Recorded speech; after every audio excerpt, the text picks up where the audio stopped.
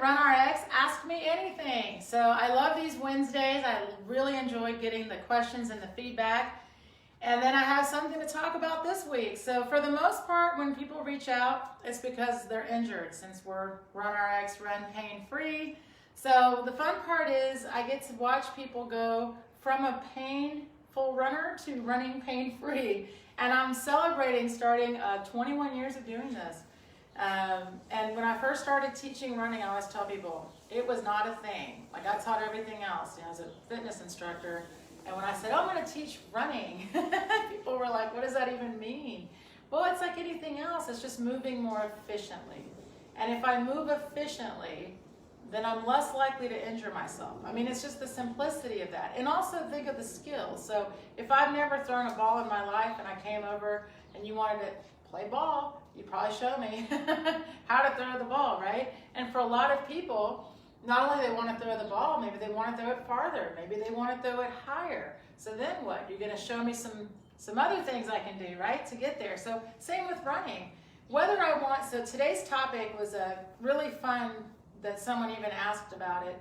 In this strange year we've had, running boomed because that was like one of the few things that many people could do. And then there were no races, so I've been training and I didn't get to do my race. We saw people holding virtual runs. We saw people setting up, races in their backyard. I mean, the want to run was just amazing. And then you've got to think, okay, I want to be that person. I want to go out and look like the people in the magazines, running, feeling good. But what if I go out and run and it doesn't feel good? Is it me? That's what I used to think, because when you talk to someone like, hey, you want to go running? And like, yeah, let's go for a 5 or 10 miler. You're like, all right, sounds good.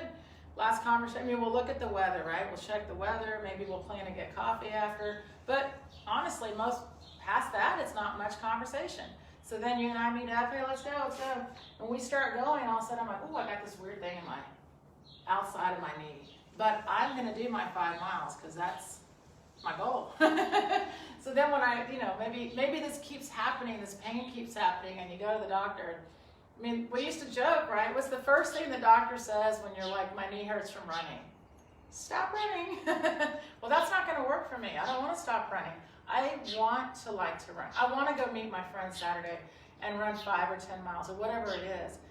However, if I keep getting these injuries, or if I've never run or coming back from running, there should be a way to start, honestly, right? And you would say to anyone, say to your kid, my kid said, hey, Mom, I want to start playing basketball. I'd be like, awesome. I'd love for you to play basketball. Let's go find a lesson somewhere you've never played in your life, right? So swimming, whatever the sport. So then we go running, we just have this thought, I just need to buy running shoes. And then I can go running. Or the running outfit. I mean, the outfit. The shoes. The Garmin watch, or whatever you're going to wear. We have accessories for running. We still don't really have like the how-to handbook. And then so many people say, oh, it's just natural. Everybody knows how to run. Not really. We can all definitely travel forward, but I wouldn't say we were all running. And I don't mean that in any negative way, because running, of course, is natural, and 1,000%. And when you see little kids running and the freedom of them just running, it's freedom. You see it in their movement. They're excited, right? Have you spent the last 20 years of your life running every day? Probably not. Most of us have had to go to work or, so when we get to run, we're so excited because it's that same freedom. Like, I get to go running. And then if I go and my knee hurts, that's the bummer, my shins, my calves, whatever it is. Imagine though, if when you went to go running, you knew what running was. Meaning, I know how to run. So maybe I'm running, and then this part of my knee starts to hurt, and I was running, but I didn't realize I was locking my knee every time I put it on the ground. I didn't realize it. I wasn't aware of it. So if I wasn't aware of it and I kept running like that, boy, I bet in about a month you'd see Valerie running with a knee thing, something maybe tied around her knee, right? Or you'd even say, you know what, I don't want to run anymore. It's not fun. Instead, what if you thought, oh, I wonder if my knees are bent and I'm pulling my foot. Let me just check in for a second. Oh, wow, that feels so much better. You see what I mean? What if you and I were running together, you're my friend, and you're like, oh, my shin is just hurting so bad. And I'm like, oh man, you need new shoes. No, she doesn't. They need to fix their movement. See what I mean? And honestly, if like, for example, if we were playing baseball, let's just say baseball, and I picked up the bat, I was holding it like this, like right in front of my face. Do you think anybody would come over and be like, hey Valerie, maybe move the bat this way so you don't hit yourself in the face? And it would seem so obvious, but here's me never holding a bat in my life, and I'm like, you see what I mean? It's not a bad thing to not know the movement. For me, the unfortunate side is if we're never corrected, then how are we going to get better at it, right? You don't have the luxury of going back in time and running every day for hours. So I have to now work on my performance benefits come from movement, correct movement. When you see someone, I was talking about this earlier. People love, I'm going to say it wrong. You can make fun of me. But it's like smooth is fast. You know, when you see someone running and they look smooth, right? I want to look smooth. What does that mean? Do I look smooth? You see what I mean? It's not telling me how to run. It's telling me how I'd like to look when I'm running, right? So when people are like, I had the best run ever. Do you know what that means? Generally, it means I finished, I hit my goal, and I'm not injured. I guarantee you, when you talk to people about their running, a lot of their best runs is, yes, I met my goal, but my calf didn't hurt, my shin didn't hurt. So, you know, if you go back to like the hurting is coming from, there's something wrong that I'm doing. The shoes aren't gonna fix it, it's me that has to fix it. Then your whole running will change. And so I have, by the way, on our YouTube channel, the RunRx Reboot, which takes you through like a daily practice of skill, strength, and self-care. Because there's a reality that not only do I want to go running, but do I have the ability to hold my body weight for a certain amount of time? Like I want to run, let's just say 5K. Let's just say I want to run a 5K. Maybe I'm going to do the Couch to 5K, very popular program, or just I want to run a 5K. So for most people, let's just say it's going to take me anywhere, let's just say 30 minutes. I want to do my 5K in 30 minutes. Can I hold my running pose for 30 minutes? Now, I'm not going to stand here for 30 minutes. That's ridiculous. But I will stand here for a minute and feel what do I lose? Is it hard for me to balance? Does my calf cramp? Does my foot start to hurt? Or my shoulders? Is it hard for me to hold my shoulders over my hips? You see what I mean? I'm going to ask my body to hold running for 30 minutes. So first I need to ask myself, can I even hold for 1 minute? And then do I even know what is running? And what is the running pose? What does that even mean?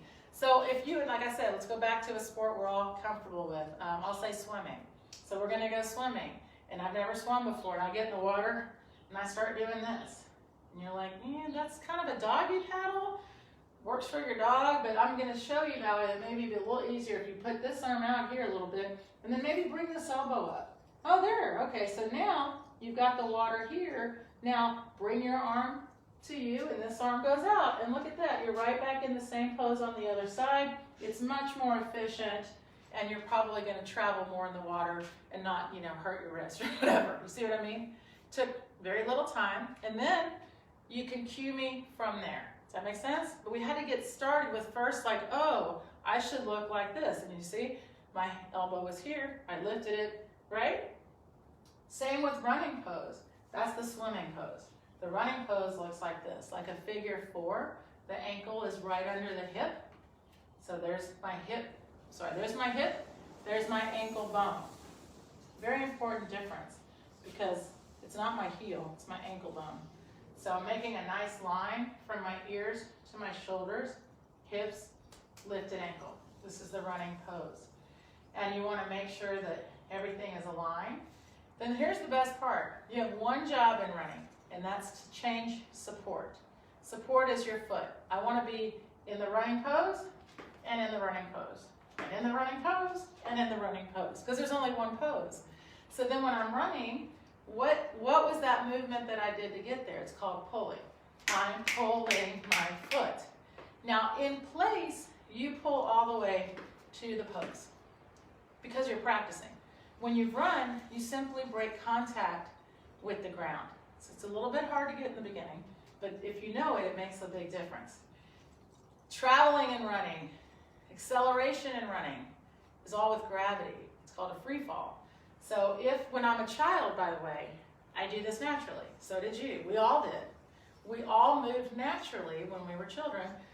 A couple of reasons. That's how you develop, and your center of mass is so much closer to the ground. Right? As we get older, we're like this. I don't want to fall. I'm going to not do that to myself. So in the beginning, you literally have to practice with a wall, with whatever you need. But the beginning is perception. We're developing movement. So I can talk about it, but you have to feel it. That's the cool part. So then here I'm in pose. I'm gonna fall. There's no action here. I'm allowing it. See, fall, and then I pull, and I'm back in pose. The gait cycle is a series of pose, fall, pull. Pose, you're holding. Fall is happening. You allow it. Pull is your job. And the more you get comfortable with that, then you can run faster. You can run longer. You can do what you need. Okay. All right, 2 questions. Yeah, exactly. Okay, 2 great questions. And I just want to reiterate, here's the thing how I teach, right? I teach like this. I talk to you. I do the videos on the social media. But I tell you what, if you ever really want to learn, let me see you. The communication we can have of you getting coaching is pretty great. So that's in our membership. You can always, by the way, do that free reboot on the YouTube channel. Lots of great tips. And then, of course, we have what's called the quiz. So if you're hurting, something's hurting in your run, take that RunRx quiz. It's free, and it'll just give you some pointers on maybe what's going on to cause that pain. And we have an unlimited library of fix-its.